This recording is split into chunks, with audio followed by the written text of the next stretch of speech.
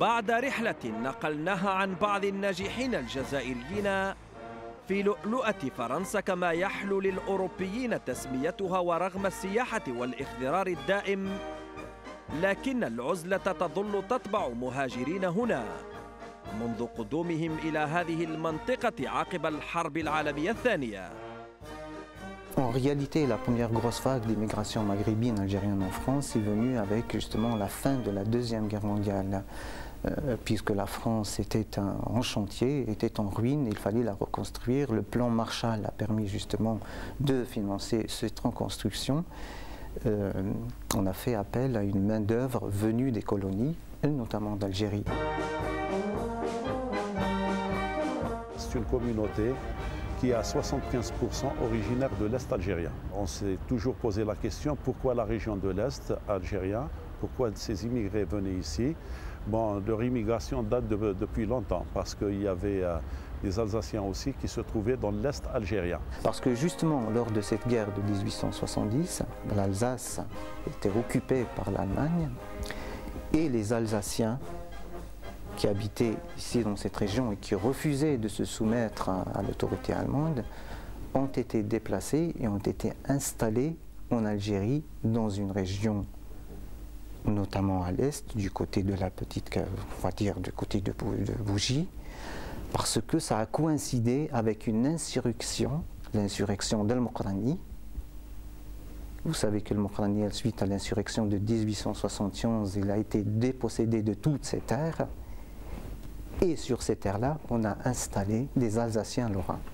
Ce sont d'abord les hommes qui sont venus en grand nombre, qui sont venus sur Mulhouse, pour lesquels à la fois les établissements Peugeot, mais également les pouvoirs publics ont construit les premiers foyers d'accueil afin d'offrir des conditions de vie relativement décentes, parce que les premiers qui sont venus à Mulhouse ont vécu dans des conditions très difficiles. Les premiers ressortissants avaient été quasiment accueillis dans des bidonvilles dans notre ville.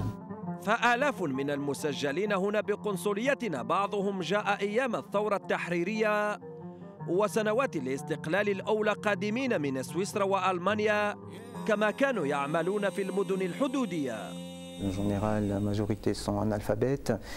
Ils ont souvent été employés dans des travaux très difficiles qui ont souvent que les Français eux-mêmes refusé de faire.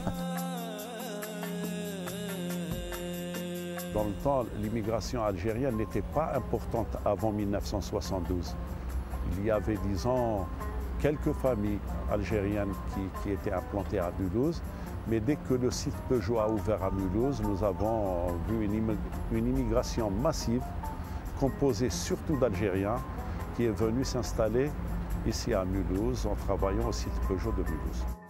ومن المؤسسات التي فتحت أبوابها بعد الاستقلال مباشرة مصنع بيجو لتركيب السيارات، والذي استقطب آنذاك عشرات الآلاف من المهاجرين الجزائريين والعرب. Il faut dire que l'Alsace est une région très riche où il y a beaucoup d'industries, il y a beaucoup de travail. Alors c'est cet attrait de l'Alsace qui a fait que beaucoup d'Algériens sont venus s'implanter en Alsace, notamment dans la région de Mulhouse-Bâle. Quand une région se développe comme notre région s'est développée, eh bien c'est aussi grâce à la main-d'œuvre étrangère qui a pu y être accueillie. Et puis ensuite, les autres richesses, ce sont les richesses culturelles, les richesses humaines que les uns et les autres véhiculent. Et c'est aussi la rencontre, la connaissance et la découverte de l'étranger.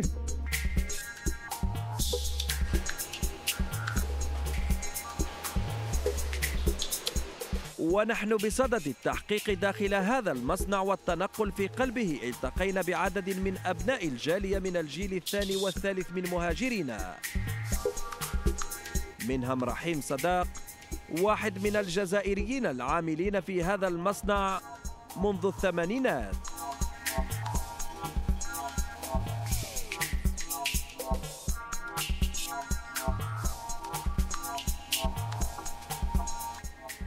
بكري كانوا الكثره كنا احنا نخدموا الشيء هذا، بصح ضروري كان البروبليم دو الشوماج وكل شيء لي لين مخلطين صعيبه يمدوها لنا كما يمدوها لولادهم. ماشي بكري كانت ستين سبيسيفيسيتي لينا حنا. هذاك جا ما يعرف لا يقرا لا يهدر حطوه ثم. وعندما نتحدث عن مصانع بيجو أو رونو نتذكر ويتذكر الجميع من المهاجرين الأوائل الصعوبات والمشقة والتعب الذي كان يجنيه مهاجرين براتب شهري رخيص. نقول لك الصح اللي يروح منا كي يرجع على كواعطه. كل ما تجيب كل ما كانش عنده حاجه ترجعه هنا باه ما يرجعش. خاطر يقول لك صاي كملت منها ما نعاودش نشوفها خير. خدمت درت 20 سنه تاعي درت 25 سنه تاعي هنايا ولا كان اللي داروا 30 سنه خدمه كي يكملوا يقول لك صاي يتوغ لاباج. الناس هذو اللي وصلوا لاريتيرت درك يحبوا صح يرجعوا للبلاد ولكن المشاكل اللي يلقاو الدواء النص فيهم راه مريض. تعرفوا اللي وصلوا 50 60 70 سنه ما يقدرش يروح للبلاد يعيش للبلاد. هو لا سيكوريتي سوسيال تاعو يعني لا بريزون شارج ما عندوش في الجزائر، عنده هنايا. لو كان يمرض ولا حاجه تكون عمليه لازم يكون هنا في فرنسا. موفق معك كاين الناس اللي حبوا يروحوا للبلاد وبناو كلش ولكن بناو ما سكنوش في الديار هذوك. واش داروا؟ ما داروا فيهم والو. الغالبيه نتاعهم الناس هذولا يروحوا يرجعوا صح للبلاد ولكن يرجعوا كل ميتين يرجعوا كل سنادق. ولا يتوقف عمل المهاجرين في هذا المصنع على الرجال فقط بل للعنصر النسوي وجود في أجنحة وأروقة هذا المصنع. Je suis étudiante, cette année je rentre à l'IUT de Mulhouse, l'Institut universitaire technologique, pour préparer un diplôme en gestion administrative des entreprises. Et je suis ici à Peugeot en tant que stagiaire vacances. C'est un travail d'été pour pouvoir financer mes études. Ouais, c'est les anciens, c'est comme ça qu'on les appelle. Ça fait très longtemps qu'ils sont ici. Le travail à Peugeot, à leur époque, c'était pas comme maintenant. C'était beaucoup plus difficile. Il y a eu beaucoup de changements. On est en train de remplacer un petit peu l'homme par les robots. بكري كيما لي لين اللي مفتنا عليهم دروك تو اوتوماتيزي. بكري كان كل شيء باليد. الماشينه دروك يخدموا تاع واحد بكري كانوا 6 8 موراها. باهي كاين اللي يجيبوا كاين اللي يحطوا كاين اللي يروحوا يدسوا. وبالوقت دروك جديد تو اوتوماتيزي دونك ça demande des certaines connaissances par rapport à la population qu'on avait avant qui était analphabète pour la plupart. Donc qui ressortait donc de l'indépendance et qui est venue là.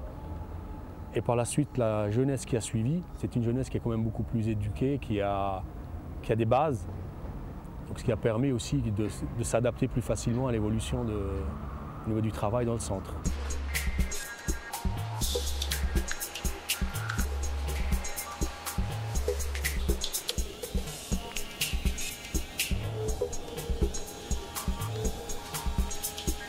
Quand il a commencé, c'était pas terrible pour lui. C'était très dur. Et là, au fil des années, il a commencé à avoir, il a été polyvalent, avoir plusieurs postes et maintenant il a un poste assez bien. Et c'est lui qui m'a dit de venir ici pour voir, en fait, pour voir la réalité. Parce que nous, on est à l'école, on ne voit pas en fait ce qui nous attend. C'est pas. Moi, j'entendais mon père quand il me disait ouais, c'est dur et tout. Voilà, j'ai pas de diplôme, j'ai pas été à l'école et tout. Et moi, ça me prend l'exemple de me dire de bien suivre les études pour avoir un bon diplôme et avoir un bon travail.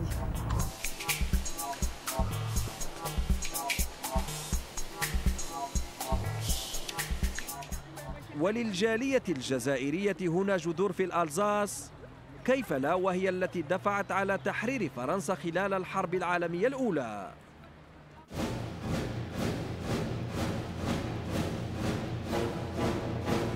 وحتى قبلها من الأطماع الألمانية النازية وخسرت آلاف من أبنائها دفنوا في هذه المنطقة بعدما جرهم المستعمر الفرنسي آنذاك من الجزائر إلى الحدود الألمانية لمشاركة الجيش الفرنسي في صفوفه الأولى ضد الألمان. Par exemple, dans la guerre de 1870 qui a opposé la France à l'Allemagne, 5 000 à 6 000 tirailleurs espagnoliques algériens ont participé à cette guerre. Ils ont été utilisés dans les plus grandes et les plus meurtrières batailles qu'a connu cette guerre. On peut même voir sur certaines toiles, sur certains dessins, des représentations de cette bataille. On voyait les tirailleurs algériens qui se battaient presque à main nue et parfois avec un corps à corps avec baïonnette au caillon. Et ça c'est resté très très gravé dans la mémoire et dans l'histoire locale de l'Alsace.